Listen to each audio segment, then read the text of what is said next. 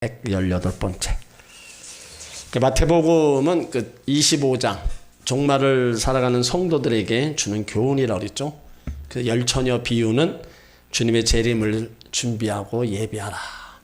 깨어있는 자, 기름 준비한 자만이 혼인잔치에 참여할 수 있다. 그걸 가르쳐줬어요. 그 달란트 비유는 성도의 충성심을 체크하는 겁니다. 우리가 주님 앞에 섰을 때 우리가 받은 달란트대로 얼마나 충성하고 했느냐, 그것을 하나님 앞에서 이제 결산 보고를 올려야 될 때가 있다는 거예요. 그래서 예수님이 보시는 충성은요, 큰 거 작은 거 아닙니다. 작은 일에 충성하는 거예요. 2달란트, 5달란트, 그게 중요한 게 아닙니다. 내가 1달란트를 받았다 할지라도 그것을 가지고 충성하는 자, 그거를 기쁘게 보신다는 거예요. 오늘 우리가 읽은 말씀은 이제 종말론 마지막 부분으로서 예수님이 어떻게 심판하시는가, 그 양과 염소를 비유를 들어서 이제 말씀하는 겁니다. 자, 31절을 읽습니다. 인자가 자기의 영광으로 모든 천사와 함께 올 때 자기 영광의 보좌에 앉으리니, 인자는 바로 예수 그리스도, 예수님의 재림의 모습을 분명히 볼 수 있어요. 자, 재림에는 두 가지가 있다 그랬습니다. 첫 번째 재림은 예수님이 이 땅에 재림하는 게 아니라 공중 재림이에요. 그러니까 성도들과 예수님과 만나게 되는데 이것을 신학적 용어로 휴거라고 얘기합니다. 그러니까 첫 번째 재림은 준비된 성도들, 깨어 예수님을 맞을 준비한 성도들을 위한 재림입니다. 그래서 공중에서 7년 동안 혼인잔치를 베풀게 돼요. 그러나 공중에 들림받지 못한 사람들, 지상에 남게 되는데 이제 무서운 대환란을 받게 됩니다. 그리고 두 번째 재림은 예수님께서 심판주로 오셔서 세상을 바로 이제 끝내는 심판입니다. 그러니까 첫 번째 재림은 성도를 위한 재림이라면 두 번째 재림은 심판을 위한 재림입니다.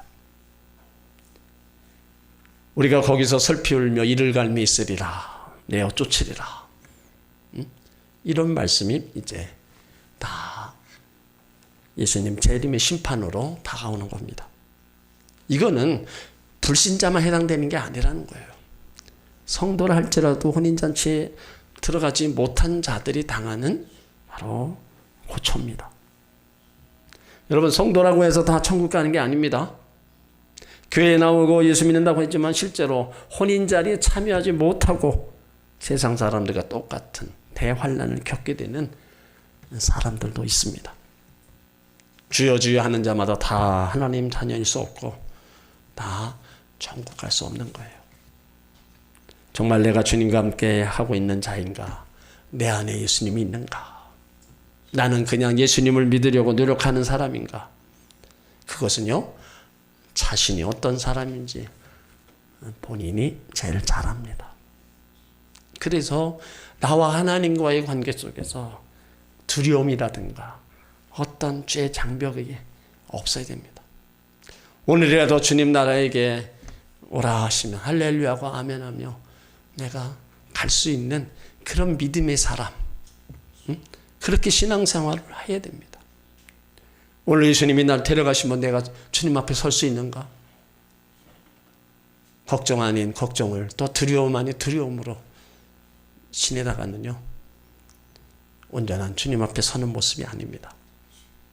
그래서 우리가 신앙생활을 우리가 항상 주님 맞을 그런 신앙생활을 우리가 해야 되는 거예요. 그러니까 평상시 신앙생활을 우리가 잘 해나가면 아무 문제가 없어요. 근데 우리가 평상시 신앙생활을 우리가 잘 못할 때가 너무나 많은 거예요. 하나님 찾을 때 하나님하고 내가 해야 될 때 내가 하고, 그 두 가지 일을 항상 병행을 해야 됩니다. 너무 한 가지 일에 교회만 치우치는 것도 잘못된 거고, 내가 또 하는 일에 세상적인 일에만 너무 또 간섭 가져가지고 하나님은 제껴놓고, 그게 아니에요. 항상 신앙과 삶의 평행을 이루어야 돼요. 예수님 재림의 모습은요, 또 자기 영광으로 오신다 그랬어요. 초림하실 때는 낮고 천한 종의 모습으로 겸손히 오셨습니다. 많은 사람을 구원하기 위해서 사랑을 베풀기 위해서 오셨어요. 그러나 재림의 주님은 이제 승리한 왕의 모습으로 장엄하게 오는 거예요. 사람의 영광으로 오는 게 아니라 하늘의 영광으로 오십니다. 그리고 혼자 오는 게 아닙니다. 천사와 함께 오시는데 구름을 타고 영광 중에 오신다는 거예요. 그때 세계 어느 곳에 있든지 다 예수님 오신 모습을 모두가 다 볼 겁니다. 심판주로 오신 예수님이 하시는 일이 뭐냐? 자, 32절로 33절을 읽습니다. 모든 민족을 그 앞에 모으고 각각 분별하기를 목자가 양과 염소를 분별하는 것 같이 하여 양은 그 오른편에 염소는 왼편에 두리라. 모든 민족이라 하였습니다. 심판에서 제외되는 사람 아무도 없습니다. 심판하실 때 각각 개별적으로 심판하신다는 거예요. 나와 하나님과 사이, 나와 예수님과 사이 개별적으로 바로 심판하신다는 거예요. 그러니까 양과 염소를 분별해서 양은 오른편에 염소는 왼편에 둡니다. 그러니까 양과 염소의 습성이 다릅니다. 낮에는요, 불을 뜯어 먹을 때는 큰 물이 다 섞여 지냅니다.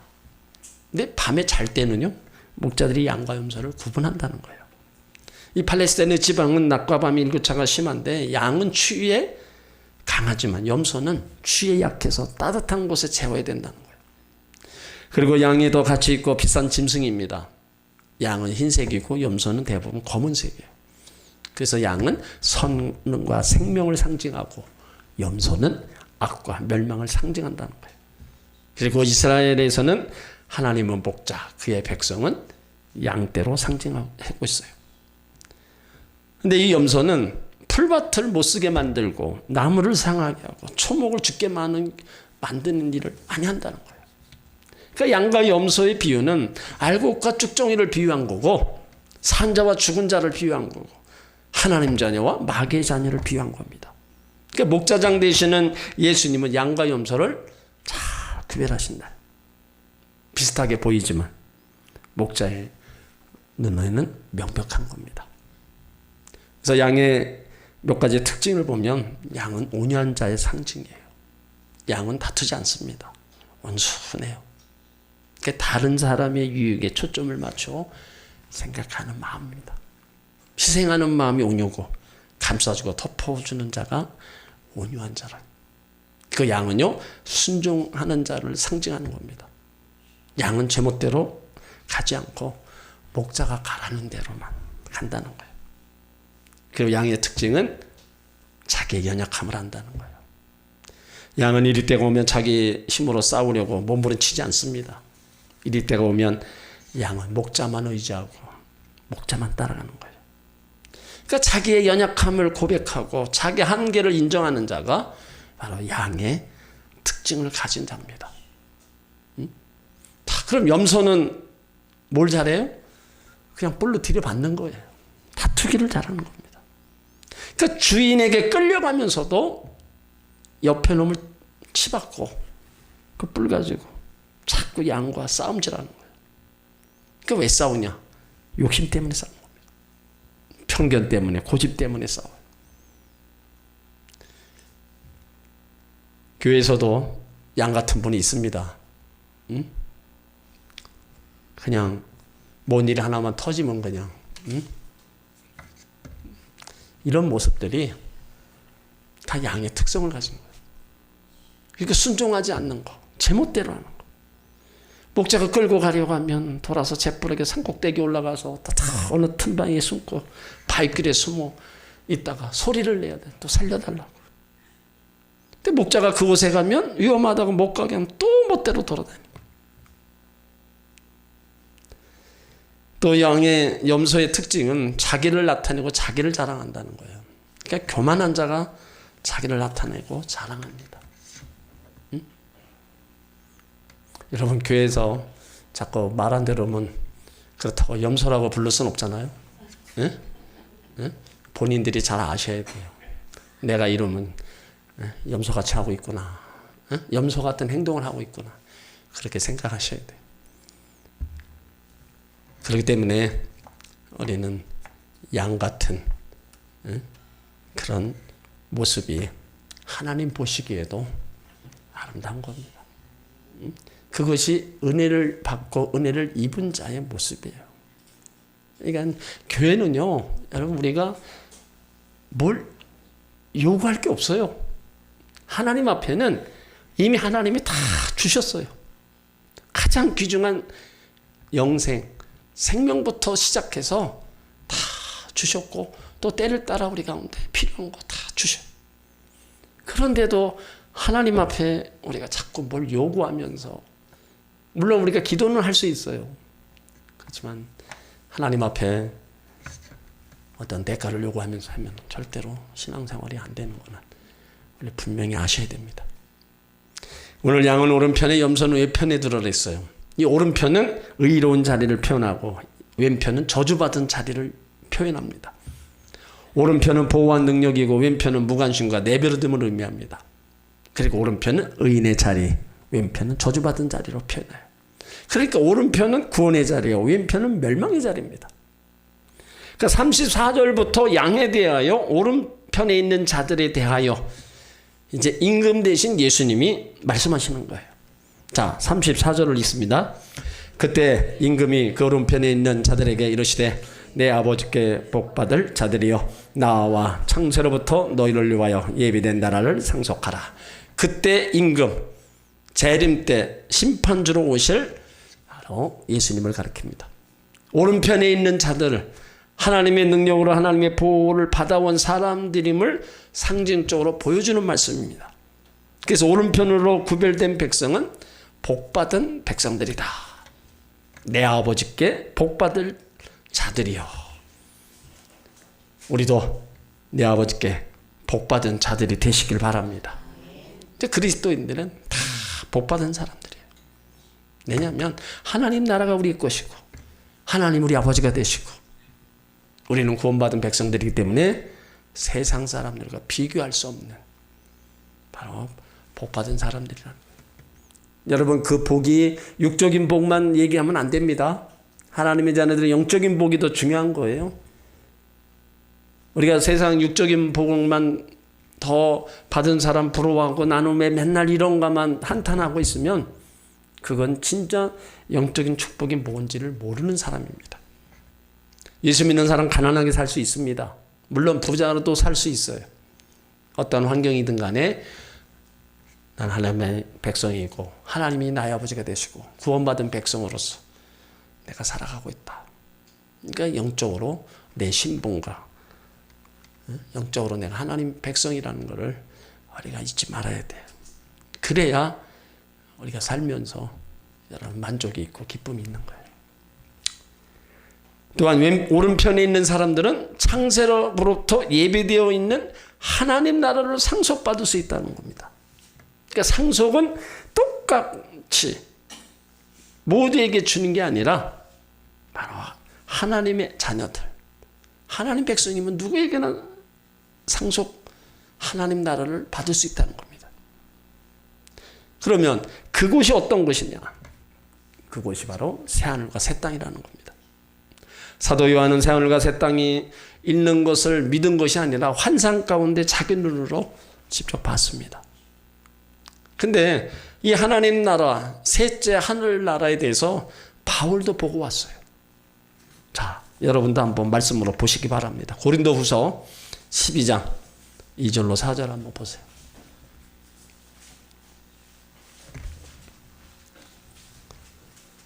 바울이 그토록 충성하고 헌신할 수 있었던 원동력은 바로 이 하나님 나라였기 때문입니다. 고린도후서 12장 2절로 4절 같이 있습니다. 내가 그리스도 안에 있는 한 사람을 아노니 14년 전에 그가 셋째 하늘에 이끌려 간 자라. 그가 몸 안에 있었는지 몸 밖에 있었는지 나도 모르거니와 하나님은 아시느니라. 내가 이런 사람을 아노니 그가 몸 안에 있었는지 몸 밖에 있었는지 나는 모르거니와 하나님은 아시느니라. 그가 낙원으로 이끌려 가서 말할 수 없는 말을 들었으니 사람이 가히 이르지 못할 말이로다. 사도 바울은요, 셋째 하늘나라에 올라갔다 왔어요. 천국을 보고 온 거예요. 낙원으로 이끌려 가서 말할 수 없는 말. 그러니까 그 천국을 한번 보니까 야, 너무 좋은 거예요. 그래서 그 천국 하나님 나라를 위해서 자기가 그토록 충성하고 헌신하고 달려간 거예요. 오늘 여기 그곳을 거룩한 성 새 예루살렘이라고도 하는데 하늘에서 내려온 성입니다. 그러니까 천국에는 센터가 있어요. 그곳이 거룩한 성인데 새 예루살렘, 새로운 평화의 도시, 바로 천국의 수도가 있습니다. 거기에 성도들의 영원한 공동체가 거주하는 겁니다.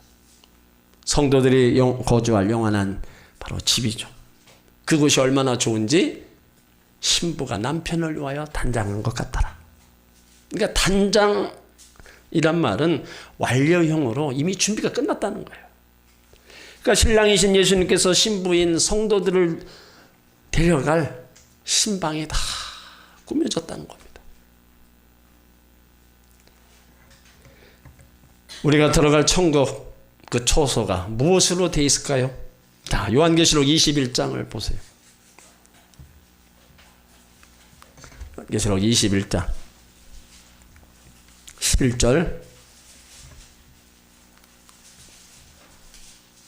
천국의 모습을 미리 보시기 바랍니다. 계시록 21장 11절에 있습니다. 그 성에 빛이 지극히 귀한 보석 같고 벽옥과 수정같이 맑더라. 새 예루살렘이 보석과 벽옥 수정같이 맑고 빛나는 모습이라는 겁니다. 그리고 18절을 보세요. 그 성곽은 벽옥으로 쌓였고 그 성은 정금인데 맑은 유리 같더라. 새 예루살렘 성곽이 벽옥으로 쌓여 있고 정금으로 되어 있고 유리같이 맑고 아름답습니다. 그리고 21절을 보세요. 12문은 12진주니 문마다 한 진주요 성의 길이는 맑은 유리 같은 정금이더라. 그러니까 성에 12개 문이 12개가 있는데 진주로 되어 있고 정금으로 되어 있다. 여러분, 아름다운 본향이 있음을 예수님이 준비하고 계심을 감사하시길 바랍니다. 우리에게 천국에 소망이 없다면요, 예수님 믿을 필요도 없고 전도할 필요도 없습니다.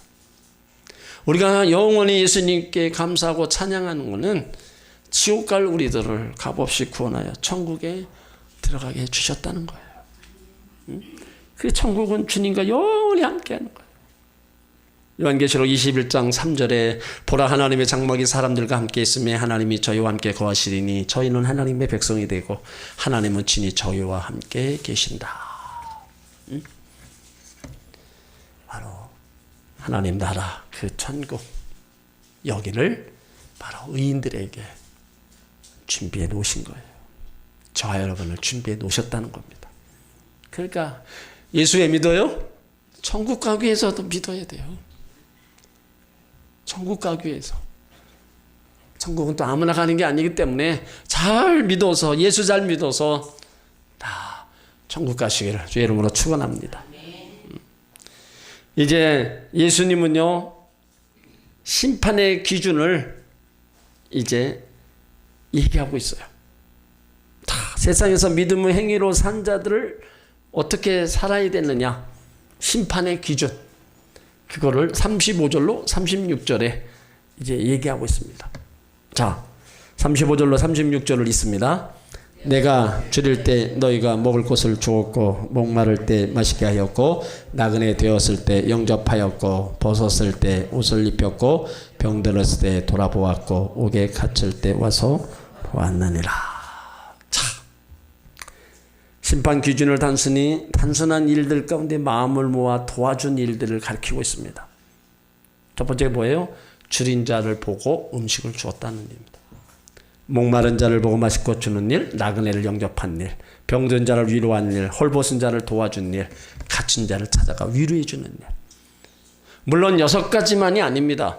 여기에 있는 내용을 가만히 보면 우리 사람이 가장 참기 힘들고 괴롭고 형편이 어려운 때를 이야기하고 있어요. 여러분 세상에서 제일 힘든 것이 뭡니까? 응?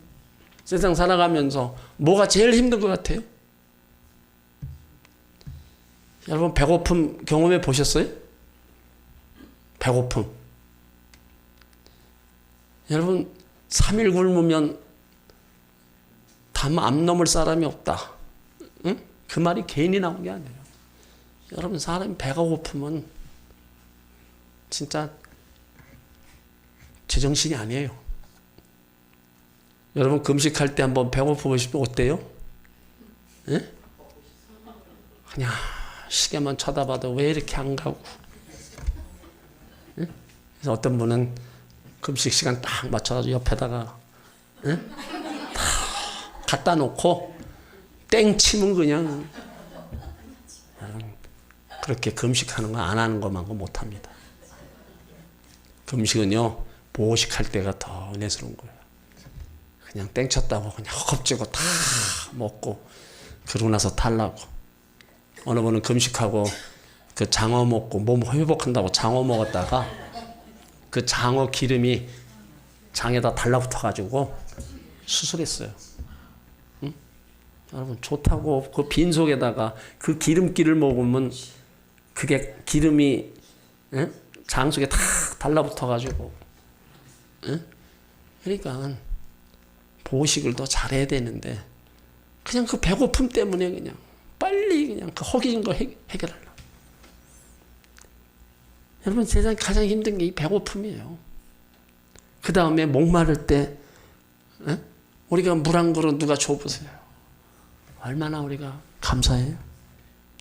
나그네 되었을 때 어디 가서 잘 곳 없을 때 먹을 곳도 없고 어찌할 곳도 먹고 외로울 때 그때 누군가 그렇게 도와준다.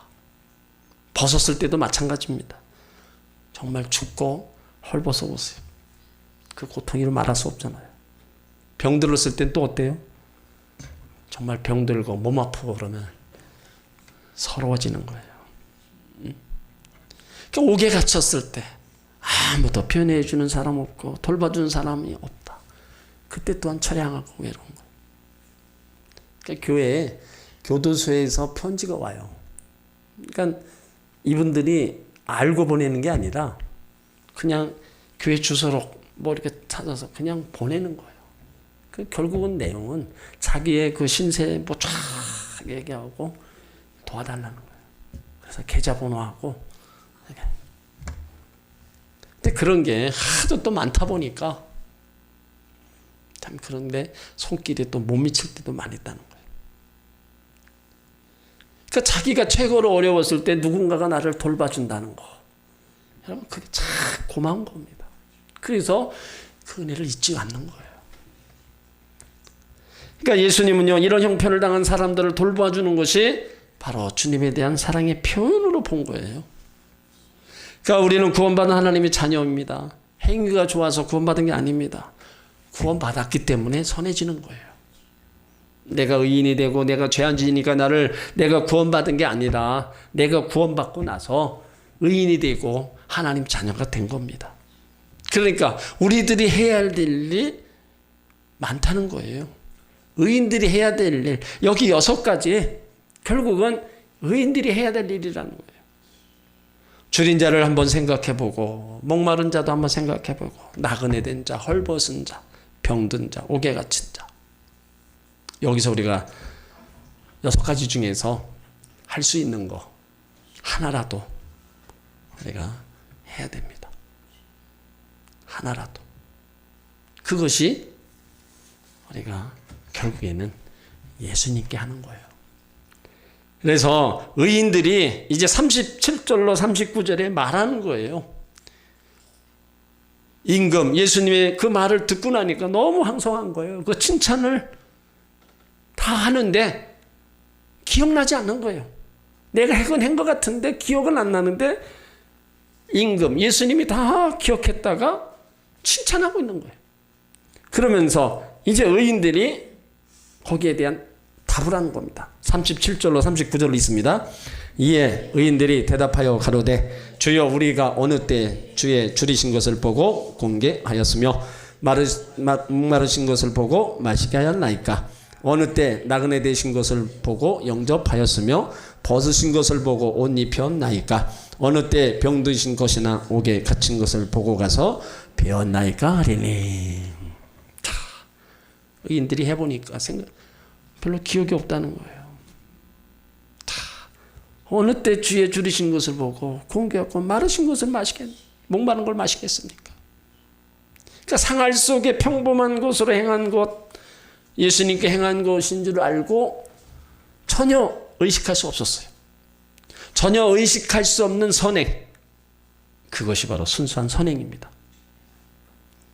여러분 혹시라도 좋은 일을 하면 바로 잊어버리시길 바랍니다. 응? 남을 좀 도와주고 기억해 줬으면 아닙니다. 그냥 내가 한 거는 한 거를 끝내셔야 돼요. 거기서 다른 사람으로부터 또 칭찬받고 박수받고 그러면 뭐예요? 이 땅에서 받을 상 다 받았다는 거예요.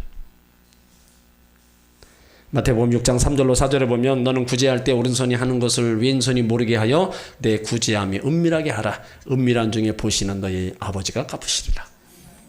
그러니까 우리가 뭘 하고 나서 그냥 잊어버리면 하나님이 갚아주시는 거예요. 마태복음 10장 41절에도 선지자 이름으로 선지자를 영접하는 자는 선지자의 상을 받을 것이요 의인의 이름으로 의인을 영접하는 자는 의인의 상을 받을 것이요 또 누구든지 제자의 이름으로 이 소자 중 하나에게 냉수 한 그릇이라도 주는 자는 내가 진실로 너에게 이르노니 그 사람이 결단코 상을 잊지 않는다. 냉수 한 그릇도 기억하셨다가 상을 준다는 거예요. 그러니까 의인들은 계속해서 언제 나그네를 영접했고 헐벗은 자에게 옷을 입혔고 병든 자 옥에 갇힌 자를 돌아보았냐 물어본 거예요. 그런데 자 임금의 대답은 뭐예요? 자 40절을 읽습니다. 임금이 대답하여 가라사대 내가 진실로 너에게 이르노니 너희가 여기 내 형제 중에 지극히 작은 자 하나 한 것이 곧 내게 한 것이니라. 자, 지극히 작은 자를 너희 형제 중에 하나로 말하지 않았어요. 너희 형제 중에 지극히 작은 자. 작은 자는 주의 형제들입니다. 작은 자 하나에게 한 것이 곧 내게 한 거다. 결국은 예수님께 한 거예요. 지극히 작은 자에게 한 거, 가난하고 불쌍한 사람 구제한 게 아닙니다. 예수님은 그것이 나에게 한 거라는 거예요. 나에게. 그러니까 우리가 여기 6가지 해당되는 사람에게 하는 것이 결국은 예수님께 한 거라는 거예요. 그 형제 다 주의 형제들. 바로 내 형제들. 예수님께 한 거라는 거예요. 그래서 이 작은 자에 대한 사랑은 심판의 기준이 바로 심판의 대상. 여기에 해당이 안 돼요. 다 작은 자에게 한 것이고 주님께 한 거기 때문에 다 그들에게는 이제 46절에 바로 그러한 상급이 주어지는 거예요. 그러면 여러분 예수님 찾아오셨다면 여러분 대접 어떻게 할 거예요? 지극정성으로 할 거죠? 예수님이 오셨는데도 소홀히 할 사람이 있어요? 전에 당회장님 신방 가면은 교구장 신방 갈 때하고 완전 차원이 다르게 그냥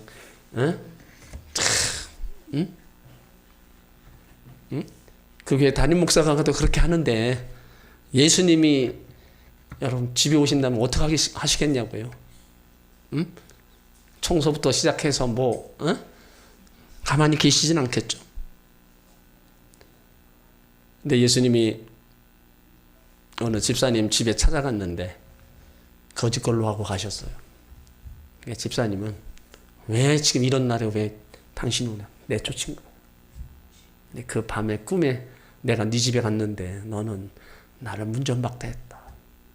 그러니까 예수님이요 항상 화려한 모습으로 절대로 그렇게 오시지 않습니다. 예수님은 항상 우리의 생각하고는요 반대의 모습이에요. 예수님이 늘 가난한 자, 고와 가부들, 병든 자들과 늘 함께 했어요. 그러니까 예수님이 모습은요, 항상 그 모습으로다 우리 가운데 많이 나타나요. 그러니까 그런 사람한테 한 것이 꼭 나한테 한 거다. 그러니까 예수님의 마음이 오늘 여기 작은 자에게 행한 그런 마음. 그러니까 우리도 이런 마음을 우리가 갖고 있다면 우리가 이런 사람들을 향해서 할 수 있을 때 예수님처럼 우리가 할 수 있다는 거죠.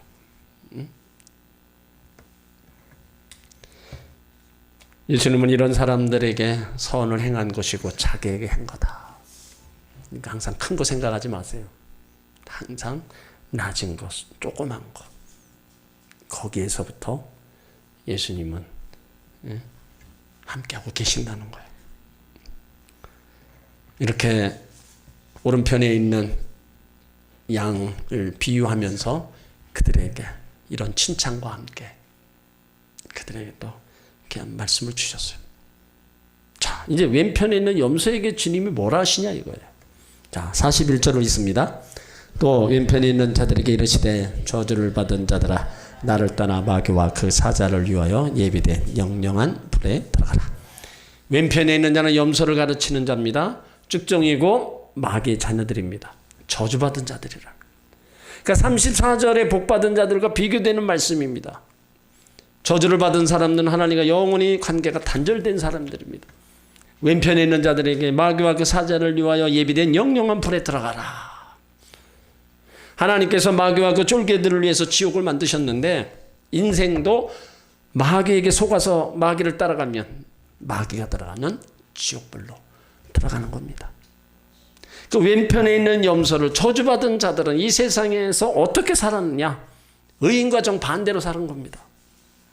그러니까 42절에서 43절 그 다음에 35절에서 36절 의인들과 똑같이 행했는데 완전히 반대로 얘기하고 있어요. 자, 왼편에 있는 자들 42절로 43절로 있습니다. 내가 줄일 때 너희가 먹을 것을 주지 아니하였고 목마를 때 마시지 아니하였고 나그네 되었을 때 영접하지 아니하였고 벗었을 때 옷 입히지 아니하였고 병들었을 때와 옥에 갇힐 때 돌아보지 아니하였느니라 하시니. 자, 똑같이 6가지를 했는데 이들은 돌아보지 않았어요. 그때 42절에 그 왼편에 있는 자들이 얘기합니다. 44절 저희도 대답하여 가로되 주여 우리가 어느 때 주의 줄이신 것이나 목마르신 것이나 나그네 되신 것이나 벗으신 것이나 병드신 것이나 옥에 갇히신 것을 보고 공양치 아니하더이까. 주여 가로되 우리가 어느 때 주의 줄이신 것 목마르신 것 나그네 되신 것 병든 것 옥에 갇힌 것 공경하지 아니했나이까. 이들의 대답이 뭐예요? 예수님이라고 말씀하시고 오셨다면 당장 대접했겠죠. 근데 그런 모습이 아니었어요. 그들의 대답에 예수님 또 45절에 다시 그들에게 대답합니다. 45절 시작. 이에 임금이 대답하여 가라사대 내가 진실로 너희에게 이르노니 이 지극히 작은 자 하나에게 하지 아니한 것이 곧 내게 하지 아니한 것이니라 하시니라. 자, 여기도 똑같이 얘기합니다. 작은 자에게 한 것, 안 한 거, 내게 하지 않은 거예요. 작은 자에게 한 거는 내게 한 거다. 말씀도 하셨고, 작은 자에게 하지 않으면 내게 하지 아니하는 거다. 응? 그렇게 말씀하신 거예요.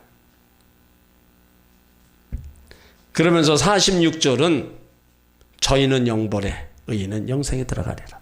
왼편에 있는 자들에 대해서 예수님은 왼편에 있는 사람들과 오른편에 있는 사람 정반대로 말씀하고 있어요.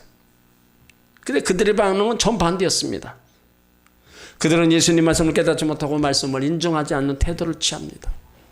그래서 예수님이 판결을 내리시는 거예요. 저희는 양과 염소 왼쪽 있는 사람을 가리킵니다. 염소와 왼쪽에 있는 사람들, 저희 영벌 즉 지옥행 의인들, 바로 양과 오른편 영생 하나님 나라에 들어간다. 완전히 갈라지는 거예요. 그러니까 오늘 이 양과 염소의 비유를 왜 하시냐? 예수님은 분명히 다시 오신다는 거예요. 분명히 다시 오신다. 다시 오셔서 양과 염소를 갈라놓듯이 심판한다는 겁니다. 그리고 이 비유의 메시지는 천국과 심판은 현재 우리 삶의 태도와 아주 밀접한 관계가 있다는 겁니다. 내 삶의 지금 삶의 태도와 밀접한 관계가 있다는 거예요. 그것이 비유의 핵심입니다.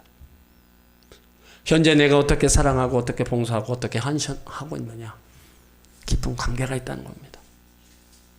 그러니까 이 마태복음 25장에 나오는 세 가지 비유는요, 우리 신앙생활과 밀접한 관계가 있는 겁니다. 기름 준비하는 거, 우리가 충성하는 거, 사랑과 헌신, 봉사가 바로 양과 염소 비유하는 거예요. 그러니까 예수를 우리가 믿는다 해도 여러분 반반인 거를 우리는 심각하게 받아들여야 돼요. 반반. 다 100%가 아니라 10처녀에서 5씩. 그러니까 우리가 슬기로운 5처녀처럼 우리가 신앙생활을 해야 되는 거예요. 내가 하는 일, 여러분 큰 일이 아니더라도 그 맡은 일에 다 충성하는 거예요. 내가 특별히 뭐 맡은 것도 없다고 생각이 드시면 여러분 하나님의 일이 뭐냐? 예수 잘 믿는 게 하나님의 일입니다. 요한복음은요, 하나님의 일은 예수 잘 믿는 거라고 얘기했어요. 내가 교회 나와 선진하고 봉사하는 것도 다 하나님의 일이지만 예수 잘 믿는 거, 결국은 예배 잘 드리는 것도 하나님의 일이라는 거예요. 그거 잘하면 하나님 일하는 거예요. 그러니까 크게 뭐 나가서 뭘 하고, 여러분 그건 할 사람들은 그거 하는 겁니다. 이제 내가 할 수 있는 거, 그거 가지고 내가 잘하면 돼요. 남과 비교하지 말고 내가 할 일 정말로 부지런하게 열심을 다해서 그거 하면은 하나님 일을 잘하는 거고 예수 잘 믿는 거예요. 응? 이건 내가 하는 일 작다고 생각하지 마십시오. 하나님이 그거 하라고 지금 나에게 생명을 주신 거고 그냥 그거 주신 대로 그냥 내가 하면 되는 거예요. 이런 마태복음 25장에 나오는 이런 비유의 쭉 말씀이 결국에는 우리들에게 하는 말씀입니다. 예수 안 믿는 자들에게 하는 말이 아니라 신앙생활은 우리에게, 하나님 자녀들에게 주시는 말씀이에요. 그러니까 우리는 이런 말씀들을 우리가 잘 깨달아 알고 내 신앙생활에 내가 접목을 시켜서 내가 그렇게 살아가야 됩니다. 예수는 이미 다 말씀하셨다 그랬어요. 너에게 다 알려주었다 그랬습니다. 알려주고 행하지 않는 것은 내 책임입니다. 내가 알았는데도 내가 딴 길로 가고, 내가 알았는데도 바르게 살지 못한 건 다 내 책임이에요. 그러니까 미리 우리에게 알려준 말씀들을 우리가 다 지켜 행하면 살아가면 우리는 두려울 것도 없고요. 언제 예수님이 오셔도 할렐루야하고 예수님을 맞이할 수 있는 거예요. 그러므로 여러분들의 신앙생활을 정말로 잘 하셔서 주님 오실 때, 아니면 주님 앞에 우리가 갈 때 다 주님 앞에 서는 그런 주의 백성들이 되시길 주의 이름으로 축원합니다.